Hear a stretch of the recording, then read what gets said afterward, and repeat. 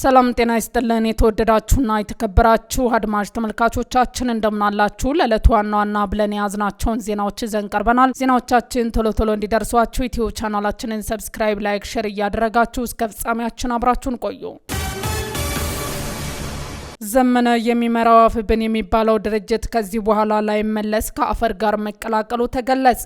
ለወትሮ አንድነን በሚል ፕሮፓጋንዳ ሲንጫጩ የነበሩትና የሻቢያና የህወሓትን ውክልና ሲያስፈጽሙ የቆዩት የአፍብን አመራሮች አሁን ላይ በገጠማቸው የማይመለስ የውስጥ ስንጥቅ ድርጅቱ መፍረሱ ታውቋል። ቀደም ሲል በጎንደር ክንፍ በዮሐንስ ንጉሱና በባየቀናው መካከል የተፈጠረው የስልጣን ሹኩቻ ለበርካታ ታጣቂዎች መርገፍና ለድርጅቱ መዳከም መንስኤ መሆኑ ይታወሳል። መከፋፈል አሁን ደግሞ ወደ ጎጃሙ ክንፍ ዘልቆ በመግባት በዘመነ ካሴና በአስረስ ማረ መካከል ወደ ለየለት ጦርነት ተሸጋግሯል። ዘመነ የመሰረተውን አደረጃጀት እየበተነው የሚገኘው ይህ ግጭት አመራሩን ጭምር በሁለት ጎራ ከፍሎታል። በአስረስ ጎራ እነቻላቸው ይንገስ ታዘበው፣ የኔዓለም በላይ፣ ታየ ፈጠነ፣ ማርቆስ አሞይ፣ ጥላሁንና መንግስቱ አማረ ሲሰለፉ፣ በዘመነ ጎን ደግሞ እነዝናቡ ላይ ችሉም ንብረት ማንችሎት እሱ ባለው፣ አበበ ሰው መሆን፣ ስሜነህ ተሰማ፣ ካሳሁንና ስማቸው ቢሻው ተሰልፈው እርስ በእርስ በመጠፋፋት ላይ ይገኛሉ። ይህ በየአቅጣጫው የተለኮሰው የጥቅምና የስልጣን ግጭትም የዘመነን የበላይነት አክስሞ አፍብን ለታሪክ የማይበቃ ጉም አድርጎታል።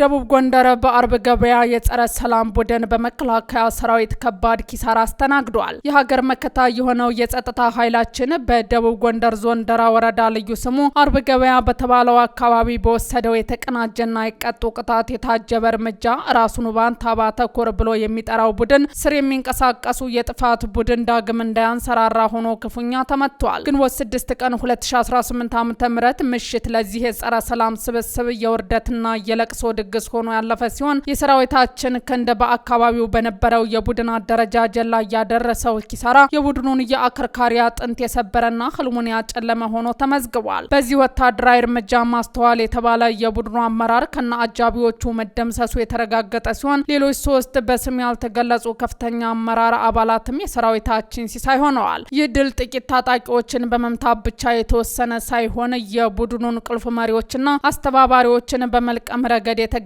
ትልቅ ስኬት ነው ተብሏል። በቁጥር በርካታ የሆኑ የቡድኑ አባላት ሙትና ቁስለኛ በመሆን ሜዳ ላይ የተዘረገፉ ሲሆን አካባቢው ለጸረ ሰላም ኃይሎች መቃብር መሆኑን በተግባር ተረጋግጧል። ጀነራሉ ከስልጣን ተባረሩ። ከጀነራል ያነሰ ማዕረግ ያላቸው ግለሰብ ተተኪ ሆነው መሾማቸው ታውቋል። ይህ የጀነራል ከስልጣን መነሳት የመፈንቅለ መንግስት አካል ነው የተባለ ሲሆን ሹምሽሩ ተጠናክሮ እንደሚቀጥልም ታውቋል። የጀነራል በአንድ መስመር ደብዳቤ ከስልጣን መነሳት ከፍተኛ ለመግባባትን ፈጥሯል። የፕሪቶሪያውን ስምምነት ገንድሶ አዝጋሚ መፈንቅለ መንግስትን በትግራይ ያነበረው የህወሓት ኃይል የራሱን አስተዳደር በፍጥነት እየዘረጋ ነው። በአንጻሩ የጊዜው አስተዳደሩን መዋቅር እንደ ሸረሪት ድር ጣጥሶ ጨራርሶታል። የራሱን አስተዳደር የመዘርጋት አካል የሆነው ሹምሽር በአቦ ሸማኔ ፍጥነት እያከናወነ ነው የሚገኘው። በዚህ ሹምሽር ጀነራል ታደሰን የሚደግፍና የህወሓትን ምክር ቤት መመለስን የሚቃወሙ ሰዎችን በመለየት ከስልጣን እያነሳ ነው። ከዚህ ቀደም የጀነራል ታደሰ ደጋፊ ነህ በሚል የትግራይን ሰው ሀብት አስተዳደር ኃላፊ ጀነራል ነጋሽን ከስልጣን ያነሳ ሲሆን በተመሳሳይ የጀነራልን ፕሬስ ሴክሬታሪ ኃላፊ የነበሩት ዶክተር ገብሩ ካህሳይ አፍኖ በመውሰድ ለቀናት ሯቸው እንደቆየ የሚታወስ ነው። በዚህ አኳኋን አንድ ከፍተኛ ጀነራልን ከስልጣን በማባረር በምትኩ ከጀነራል የሚያንስ ማዕረግ ያላቸውን ግለሰብ ሾሟል። የትግራይ ክልል ጊዜያዊ አስተዳደርን ፖሊስ ኮሚሽንን በኃላፊነት ሲመሩ የቆዩት ጀነራል ገብረ ዲላ ናቸው ከስልጣን የተባረሩት። የትግራይ ክልል ጊዜያዊ አስተዳደር ፖሊስ ኮሚሽንን በኃላፊነት ሲመሩ የቆዩት ጀነራል ገብረ ዲላ ከስልጣን ተባረዋል። ጀነራሉ ያለምንም ቅድመ ሁኔታ የጊዜያዊ መንግስቱ አስተዳደር ደጋፊ በመሆናቸው ብቻ ነው ከኃላፊነት የተነሱት። ጀነራል ገብረ ዲላ ከስልጣን እንዲነሱ ከተደረገ በኋላ ህወሓት የራሱን ኮሚሽነር መሰየሙ ተሰምቷል። አዲሱ የህወሓት መራሽ አስተዳደር ኮሚሽነር ይህደጉ ስዩም መሆናቸው ከመቀሌ የወጡ መረጃዎች ያመለክታሉ። የጀነራል ታደሰ ደጋፊ የሆኑ ባለስልጣናት አንድ በአንድ ከስልጣን እየተነሱ ሲሆን የታሰሩም አሉ። ከታሰሩት የጀነራሉ ቁልፍ ሰው ዶክተር ገብሩ በተጨማሪ ሌሎች አመራሮችም እየታደኑ ሲሆን በአንጻሩ የህወሓት ደጋፊ የሆኑት በስልጣናቸው ላይ ቀጥለዋል። በህወሓት ከሚታደኑት አመራሮች መካከል የተወሰኑት አስቀድመው ከመቀሌ በመውጣት የሸሹ ሲሆን ያልወጡት ደግሞ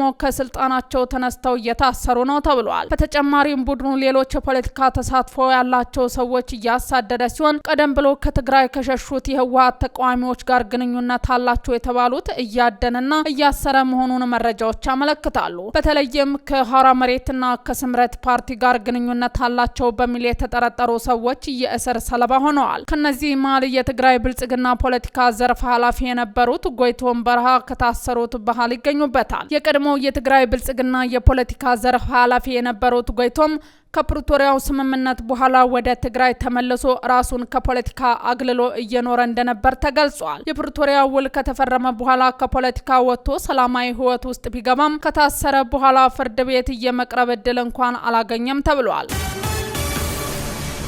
የኔዓለም ዘለቀ፣ ታየ ብርሃኑና ፈጠነ ሙጬ ዝናቡን ለማጥፋት በይፋ እንቅስቃሴ ጀምረዋል። አስረስ ማረ የሚዘውረው የጎጃም ፋኖ ክንፍ በዝናቡ ልንገረው ላይ በግልጽ ዘመቻ ከፍቷል። አስረስ ካለዘመነው ቅና ዝናቡን ከጫካው ስልጣን ጭምር አንስቶታል። ይህም በሁለቱ መካከል የተከሰተው ግጭት ከቁጥጥር ውጭ እንዲሆን ያደረገ ሲሆን አሁን ላይ ሁለቱ የጃውሳ መሪዎች ለግድያ እየተፈላለጉ ይገኛሉ። ከዚህም በተጨማሪ በሁለቱ መካከል የቃላት ጦርነቱ አጅሏል። ዝናቡ አስረስን የመንግስት ተላላኪ ይለዋል። አስረስ ደግሞ በበኩሉ ዝናቡ ጎጃሚ አይደለም የመከራከያ ነጥቦችን እያነሳ ይገኛል። ሌላው አስረስ የኔዓለም ታየ ብርሃኑና ፈጠነ ሙጬ የሚመራው ቡድን በማቋቋምም በዝናቡ ላይ ዘመቻ ከፍቷል። መረጃዎቹ እንደሚያመለክቱት ከሆነ አስረስ በዚህ 2 ቀን ውስጥ ማርሸትን በኃይሉ ካስለቀቀ በኋላ ዝናቡን ከቤተሰቡ ለማጥፋት እቅድ ይዟል።